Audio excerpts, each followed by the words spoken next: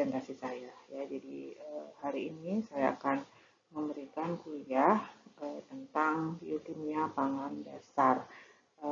Mata kuliah ini berada di jurusan Teknologi Pangan Fakultas Universitas Haluleo dengan saya sendiri Tim Aina Susirowati. Kali ini kita akan membahas tentang membran sel. Apa itu membran sel? Membran sel adalah salah satu bagian komponen daripada sel dan dia keberadaannya adalah di bagian luar. Ya, minggu yang lalu sudah saya berikan tugas tentang komponen-komponen sel. Kali ini kita bahas lebih lanjut tentang membran sel. Apa sih perannya membran sel bagi seorang teknologi pangan? Ya, jadi membran sel itu adalah kalau kita lihat apa fungsinya membran sel itu akan membatasi sel dengan lingkungannya. Nah, semua makhluk hidup itu mempunyai sel. Ada yang bersel tunggal seperti mikroorganisme, ada yang bersel banyak seperti manusia, hewan maupun tanaman.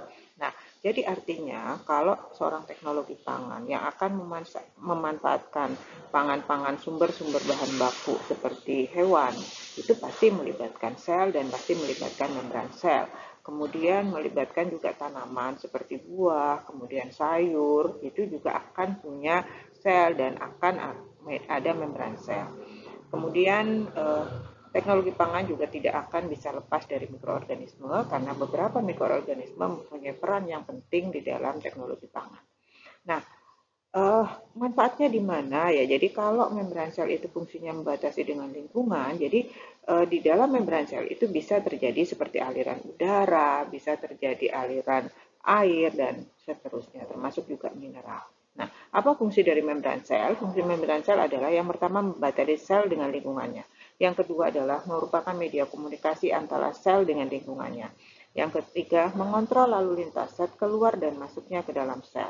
Kemudian membatasi antara organel-organel sel, ini terutama untuk makhluk hidup yang selnya banyak. Nah, membran sel sendiri tersusun dari lipid atau lemak dan juga protein yang merupakan penyusun utama serta ada beberapa molekul lain seperti karbohidrat. Tetapi sebenarnya molekul penyusun utamanya hanyalah lipid, kemudian ditambah protein dan molekul lain yang berupa karbohidrat. Nah, ini adalah yang tadi saya katakan bahwa molekul penyusun utama daripada membran sel itu adalah lipid. Kita lihat, ini adalah komponen daripada lipid penyusun membran sel. Jadi, kalau kita lihat itu gambarnya adalah seperti ini. Jadi, ada suatu lingkaran yang isinya adalah fosfat, kemudian ada asam lemaknya atau fatty acid yang berupa ekor. Yang kita katakan ini adalah kepala yang bulat, kemudian yang panjang ini yang kita sebut sebagai ekor. Jadi membran sel merupakan lapisan ganda. Jadi biasanya adalah dua lapis, ada lapisan luar dan ada lapisan dalam. Dan semuanya itu sebagian besar terdiri dari lipid dan protein. Kalau Anda lihat gambarnya, ini ada yang berwarna. Kalau Anda perhatikan, ini ada yang berwarna merah itu adalah proteinnya, sedangkan yang berwarna biru dan hitam ini adalah lipid. Yang bagian bawah yang ini yang kita sebut sebagai ekor, tail biasanya, kemudian ini yang kita sebut sebagai kepala atau cap. Ya, kita sebut modelnya adalah mosaik fluid. Ya, ini sih tidak terlalu ini. Okay. Fatty acid itu sifatnya adalah hidrofobik. Hidrofobik itu berarti tidak cinta air ya. Kenapa sekarang membran sel harus mempunyai bagian yang tidak cinta air? Terbayang oleh Anda kalau sel dibatasi dengan pelindung yang mudah larut dengan air atau cinta terhadap air, artinya mudah larut dalam air, maka sel Anda atau sel makhluk hidup itu menjadi tidak punya bentuk karena bagian yang melindunginya itu larut di dalam air. Sehingga bagian luar daripada sel itu membran selnya itu komponen utamanya adalah lemak yang sifatnya adalah hidrofobik atau tidak suka terhadap air. Kemudian asam lemak ini sendiri, ya asam lemak itu adalah yang ekornya panjang ini adalah asam lemak. Dia juga punya kepala atau yang kita sebut tadi saya sebut sebagai cap, itu yang sifatnya adalah hidrofilik, yaitu larut di dalam air. Terbayang oleh Anda kalau lemak itu sifatnya tidak larut air, padahal sel makhluk hidup itu komponen terbesarnya adalah air dan tidak ada bagian yang larut dalam air, maka tentu saja itu akan sulit sekali dia berada di dalam makhluk hidup. Maka Allah sudah menciptakan bahwa komponen di dalam membran sel itu ada bagian yang tidak larut air karena dia akan membatasi sel supaya tidak bercerai-berai bentuknya. Kemudian ada bagian yang tetap ada bagian kecilnya yang sifatnya adalah cenderung bisa bersatu dengan air karena komponen utama di dalam suatu makhluk hidup itu adalah air. Kemudian susunan antara membran sel tadi yang sudah saya katakan yang kita sebut bilayer. Bi artinya dua, layer artinya lapis. Jadi membran sel itu terdiri dari dua lapis, yaitu ada lapisan yang di luar dan ada lapisan yang di dalam. Oke, ini adalah bentuk daripada membran sel ya. Kalau kita perhatikan, ini kalau Anda perhatikan ada yang bulatan biru kemudian ada ekor-ekornya, tentu saja itu adalah lipid. Kemudian ada yang berwarna kuning ini ada tandanya itu adalah kolesterol. Jadi lipid ada bagian kolesterolnya. Kemudian ada yang warnanya ungu kemudian memanjang, itu adalah bagian dari protein yang kita sebut sebagai biasa kita sebut sebagai corong di dalam membran untuk tempat keluar masuknya partikel baik air, udara maupun beberapa mineral ya. Kemudian ada yang bentuknya segi 6 ya.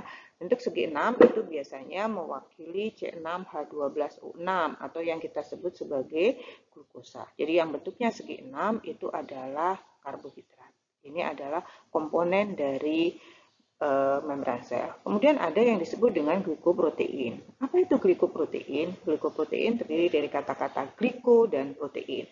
Artinya komponennya terdiri dari protein karena ada yang berwarna ungu dan terikat dengan sesuatu yang bentuknya segi 6, yaitu glikogen atau glukosa. Jadi disebut sebagai glikoprotein. Jadi Anda bisa lihat ya, jadi yang ungu itu adalah protein, kemudian yang kepalanya biru ada ekornya 2 itu adalah lipidnya ya, kemudian yang bentuknya segi 6 itu adalah karbohidrat, kemudian ada glikoprotein berarti karbohidrat yang terikat dengan protein ya. Kemudian yang berwarna kuning kuning-kuning keemasan itu adalah kolesterol. Ini adalah komponen dari membran sel.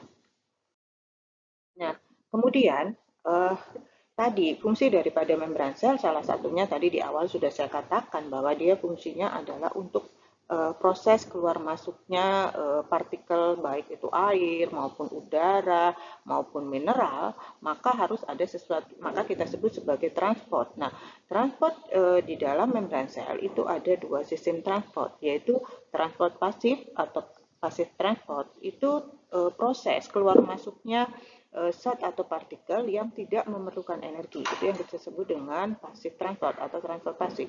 Kemudian ada transport aktif, di mana keluar masuknya zat atau keluar masuknya partikel itu memerlukan energi. Jadi intinya membran sel itu bisa mengalami bisa sebagai tempat keluar masuknya partikel dengan dua cara, yaitu sistem transport pasif dan sistem transport aktif. Ini adalah salah satu contoh transport pasif. Contohnya adalah pergerakan atau keluar masuknya air antar membran. Itu tidak memerlukan energi. Jadi air akan dari Anda bisa perhatikan di sini ya. Anda bisa perhatikan di sini. Ini adalah membrannya, ini adalah transport aktif. Jadi kalau transport pasif tidak memerlukan ATP, kalau transport aktif itu ada energi. Energi bentuknya adalah ATP. Oke, selamat boleh pagi, boleh siang, boleh sore maupun malam. Saya rasa itu materi dari saya tentang membran sel. Kemudian kalau Anda ingin tahu lebih jauh, lebih dalam lagi tentang membran sel ini, silahkan Anda bisa baca dari buku ataupun materi yang sudah saya berikan pada Anda, yang sudah saya share pada Anda berupa PPT, berupa PDF maupun buku, dan saya tidak menutup kemungkinan Anda belajar dari sumber bahan belajar yang lain, artinya Anda bisa cari dari internet. Oke adik, selamat belajar. Kalau ada yang tidak tahu boleh ditanyakan pada saya, bisa melalui WA ataupun melalui email ya. Sampai ketemu lagi di kesempatan yang lain. Saya harap Anda bisa belajar Kalaupun nanti ada tugas, tugasnya akan saya sampaikan kepada Anda. Mohon dipahami, bagian yang tidak bisa Anda pahami, silahkan Anda bertanya pada saya. Terima kasih sebelumnya. Wassalamualaikum warahmatullahi wabarakatuh.